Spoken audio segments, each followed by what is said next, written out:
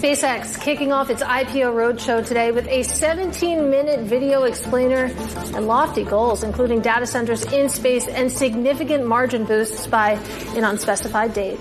Our next guest has invested in SpaceX 14 times since 2017 and says that this IPO is a catalyst to a broader opportunity. Joining us live, I'm pleased to say, is Space Capital founder and CEO Chad Anderson. Chad, it's great to see you.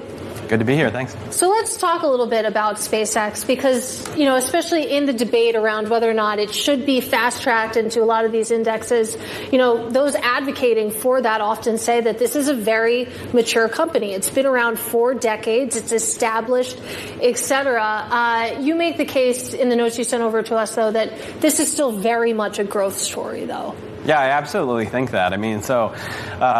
Look, when you talk about valuation, it is an exercise in trying to price today tomorrow's growth, right? So at at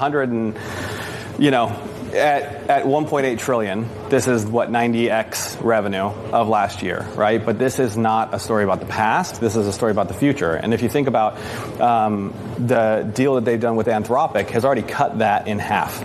So this, I think, because of the size of this, it is because of the amount of capital they're raising and the price that they're raising it at, I think that it's hard to sort of get your head around that this is still a growth story. But they're investing very heavily into infrastructure and the infrastructure of the future. AI is all the big Mag 7 companies are all investing very heavily, raising a lot of capital to invest in AI infrastructure. I think the question is, how much bigger can this opportunity be?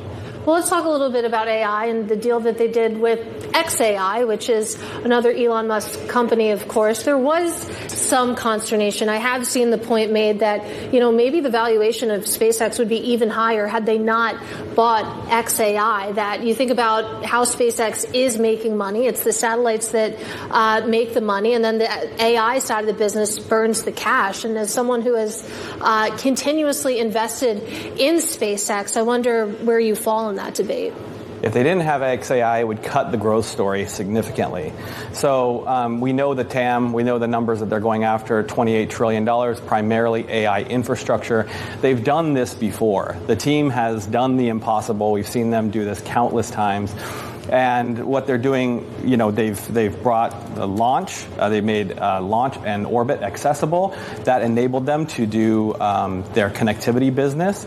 And now they're extending that same platform to orbital data centers and AI infrastructure, right? So the growth story here is primarily an AI story where launch is an important capability and is a huge moat for them that no one else can really match. Well, that's what I'm curious about is competition, looking further out into the future. I understand right now there's a value proposition here that does have to do with the singularity of what they do, certainly on the launch side. But obviously a lot of people are trying to sort of, knock on the door here and sort of make their way into it.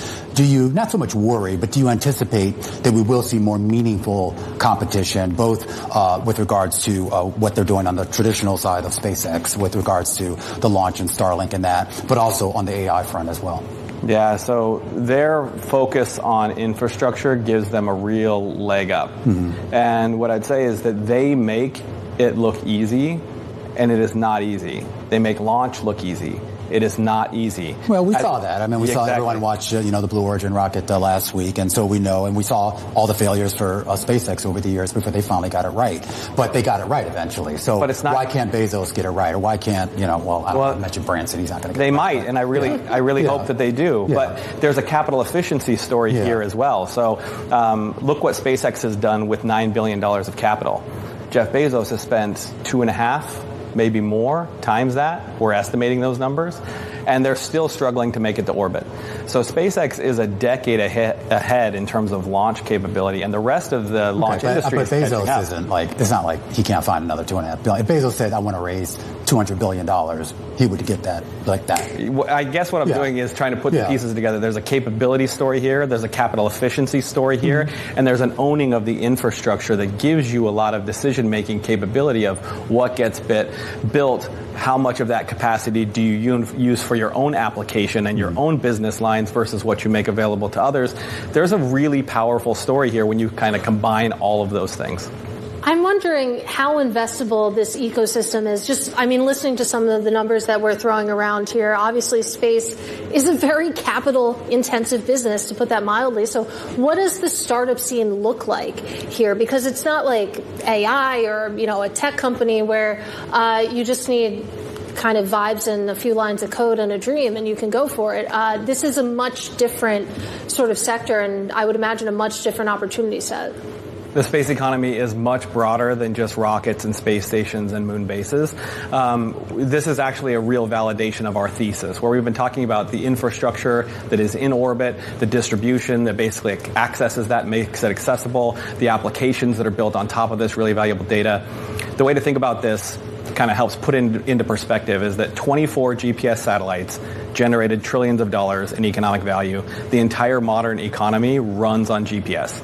24 satellites. Today, there's 18,000 satellites in orbit. SpaceX has half of those.